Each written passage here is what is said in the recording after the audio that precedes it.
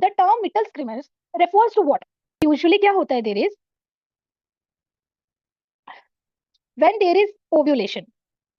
बच्चों, if I ask you at what day of the menstrual cycle ovulation occurs, in an ideal scenario जहां पर 28 days की cycle है, वहां पर हम कह सकते हैं 14th डे पे आपका ओव्यूलेशन होता है. यस और नो बच्चों? 14 डे पे आपका ओव्यूलेशन होता है.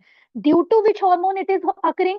It is occurring due to बच्चों व्हाट? LH surge.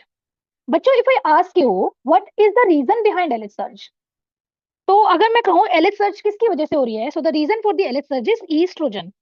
कैसे बच्चों? हमने प्रीवियसली देखा, जब भी एचपीओ एक्सिस आपकी एक्टिवेट हुई, एचपीओ एक्सिस एक्टिवेट हुई, वहां से एंटीरियर पिट्यूटरी को सिग्नल मिला. एंटीरियर पिट्यूटरी को सिग्नल मिला, एंटीरियर पिट्यूटरी ने क्या निकाला? एफएसएच निकाला. एफएसएच ने किस पे एक्ट किया? ओवरी पे एक्ट किया. ओवरी में क्या था बच्चों? आपके फॉलिकुलर सेल्स थे. ठीक है. फॉलिकुलर सेल्स में क्या निकाला बच्चों? वहां से ईस्ट्रोजन. और ईस्ट्रोजन ने पॉजिटिव फीडबैक दिया. किसको दिया बच्चों पॉजिटिव फीडबैक दिया? इसने एलएच को दिया. जब उसने पॉजिटिव फीडबैक एलएच को दिया तो क्या रिलीज हुआ? ल्यूटिनाइजिंग हार्मोन रिलीज हुआ.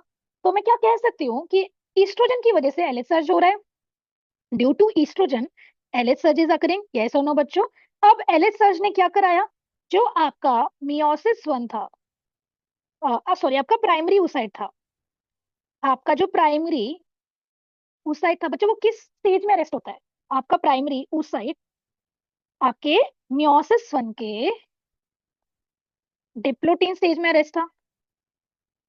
ओके. तो इसने उसको रिज्यूम करवा दिया. यहां से हो गई मियोसिस 2. मियोसिस 2 हुई और क्या रिजल्ट निकला? आपका सेकेंडरी oocyte बन गया. जब आपका सेकेंडरी oocyte बना, तब क्या होता है? इट इज कॉल्ड बच्चों व्हाट? ओव्यूलेशन. इस टाइम तक क्या होता है कि इसकी सेकेंडरी oocyte और प्राइमरी oocyte की खुद की अपनी ब्लड सप्लाई होती है. जब ये टूटता है, रप्चर होता है, सेकेंडरी oocyte निकलता है प्राइमरी oocyte से, तब उसकी कुछ ब्लड सप्लाई रप्चर होती है, तो ब्लड लॉस होता है.